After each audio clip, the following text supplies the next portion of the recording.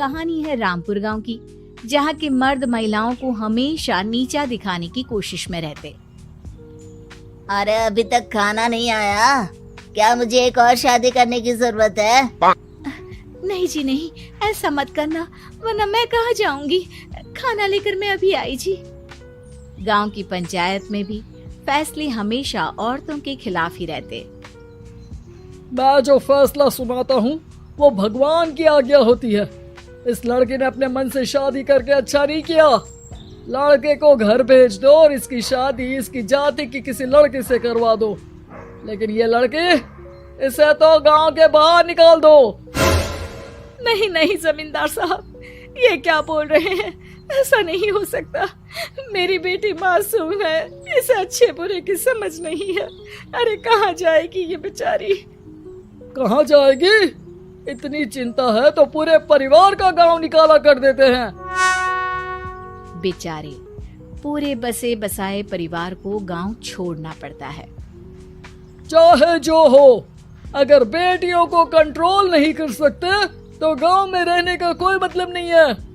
यहाँ औरतों को दब कर रहना होगा। कोई भी अपने हिसाब से कुछ नहीं कर सकता, सब ईश्वर की मर्जी से ही होगा। तभी गांव का एक आदमी दौड़ा दौड़ा आता है। सरपंच साहब, जमींदार साहब, वो कालिया है ना, उसकी बेटी पढ़ने के लिए शहर जा रही है। अच्छा, ये कब हो गया? और कालिया की हिम्मत कैसे हो गई ऐसा करने की? लेकर आओ उसे और उसकी बेटी को। बस फिर क्या था, हाजिर हो जाते हैं कालिया और उसकी बेटी सरपंच के सामने। अरे कालिया, ये क्या सुनने में आ रहा है? बेटी को इंजीनियर बना रहा है तू? और ये बता, गांव में तो स्कूल नहीं है, फिर कहां से इतनी क्लास पास कर गई तेरी बेटी? राधा, जो कि कालिया की बेटी है, उसे लगता है कि सरपंच उसकी तारीफ कर रहे हैं। सरपंच जी, मैंने ऑनलाइन पढ़ाई की है, डिस्टेंस लर्निंग से। सभी में मैंने अच्छे नंबर पाए हैं, जिसे देखते हुए शहर की इंजीनियरिंग कॉलेज में मुझे स्कॉलरशिप मिली है। वाह जी वाह, क्या होती है ये? पहले तो ये बताओ, फिर आगे की बात करते हैं। पूरा गांव राधा की बात सुन रहा था और राधा बोलती जा रही थी। तो ऐसे मैं फ्री में एक अच्छी शिक्षा लेकर गांव में जो कुछ परेशानियां हैं, जैसे बिजली, पानी और इंटरनेट जैसी समस्याओं के लिए काम करूंगी। मैं गांव को शहर से जोड़ने के लिए पुल का निर्माण करवाने का प्रस्ताव रखूंगी। मुझे पूरी उम्मीद है कि जल्द ही हमारा गांव भी तरक्की की राह पर चल पड़ेगा। राधा की बात सुनकर सारे गांव वाले ताली बजाने लगते हैं। सरपंच को समझ नहीं आता कि वो क्या करे। चुप रह नादान लड़की, गांव के खिलाफ जाने के लिए तुझे गांव से बेदखल कर दिया जाएगा, वो भी पूरे परिवार के साथ। और हाँ, अगर ठीक से गांव में रहना चाहती है तो ये पढ़ाई लिखाई छोड़ दे। हम तेरे लिए गांव का कोई होनहार लड़का देखेंगे। तभी गांव का एक आदमी बोल पड़ता है। अरे नहीं नहीं सरपंच जी, राधा बिटिया जो बता रही है, अगर वैसा हो जाए तो हम लोगों को पैसा कमाने के लिए बाहर नहीं जाना पड़ेगा। हाँ जी, और ना ही कोसों दूर पानी के लिए भटकना पड़ेगा। हमारे बच्चे भी अच्छी पढ़ाई कर सकेंगे और आगे बढ़ेंगे, ना कि हमारी तरह खेती करते बैठेंगे। क्यों गांव वालों, राधा बिटिया का साथ देना चाहिए ना। सरपंच देखता है कि गांव राधा के साथ है तो वो चुप हो जाता है। वो घर आकर अपने सलाहकार से बात करता है, जो बहुत ही चालाक किस्म का इंसान होता है। अरे सरपंच साहब, आपको बहुत ही होशियारी से काम लेना पड़ेगा।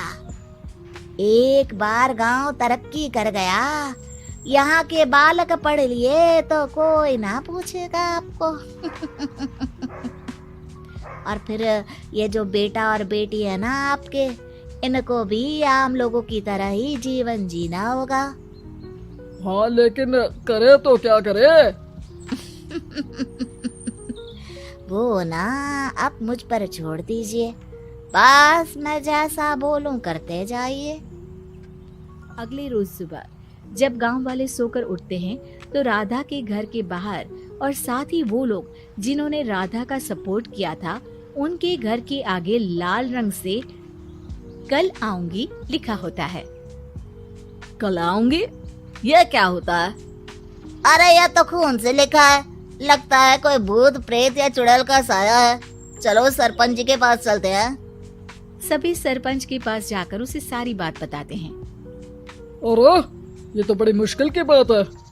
चलो मैं एक बाबा को जानता हूँ, उन्हें बुला लेता हूँ। सरपंच बाबा को लेकर गांव के घर के बाहर जाता है। ओहो, तो ये वो चुड़ैल है जो उन लोगों को निशाना बनाते हैं जो गांव को बदलने का सपना देखते हैं। वो गांव को ऐसे ही संपन्न देखना चाहती है। वो नहीं चाहती कि कोई बाहरी यहाँ का कायाकल्प करे। क्या तुम लोगों में से किसी ने गांव को बदलने की सोच रखी है? तभी राधा की माँ रोते रोते आती है। मेरी राधा घर से गायब हो गई है। अरे कोई तो बचाओ, मेरी बच्ची कहाँ गई?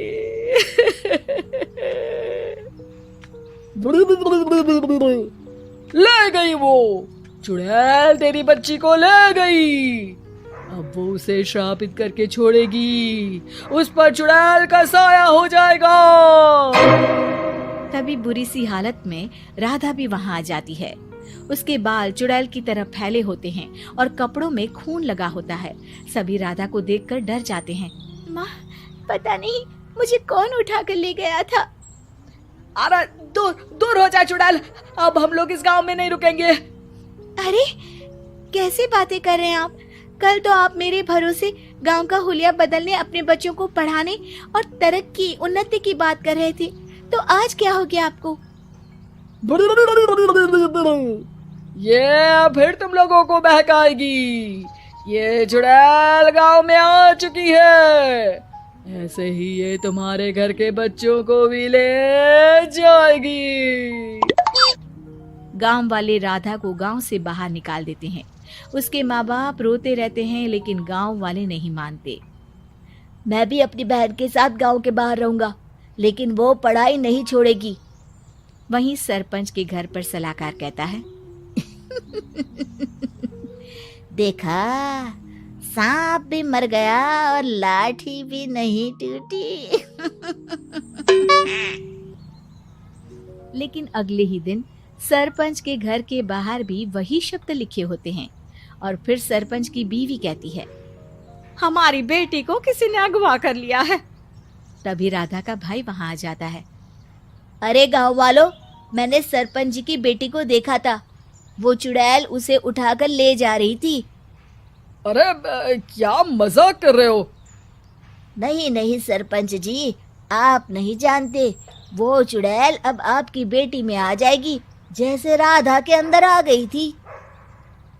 तभी सरपंच की बेटी वैसी ही हालत में वहां आती है जैसे राधा आई थी। पापा, पता नहीं कैसे मैं गायब हो गई थी। चुड़ैल, इसके अंदर भी चुड़ैल का साया है, मारो इसे। अरे नहीं नहीं, इसे भी राधा के पास गांव के बाहर ही भेज दो। अरे चुप रहो, मेरी बेटी कहीं नहीं जाएगी और चुड़ैल बुड़ैल कुछ नहीं होता है। अरे कैसे बात कर रहे हो सरपंच जी? आप तो बोल रहे थे कि आपका फैसला भगवान का ज्ञान होता है, तो अपने पर बात आई तो अब आप ऐसे बोल रहे हैं। अरे ना ना ना, आपको अपनी बेटी को त्यागना ही होगा। अरे बुलाओ बाबा को। राधा का भाई बाबा को ले आता है, जिसे अब गांव वालों के डर के कारण सच बोलना पड़ता है। मैं कोई बाबा नहीं हूँ, मैं तो मोची था। ये सलाहकार महोदय ने मुझे कहा था एक्टिंग करने को। अब वो मुझे पैसे देने वाले हैं। अब मुझे माफ कर दो। गलती हो गई, मुझे माफ कर दो। तभी वहां राधा आ जाती है।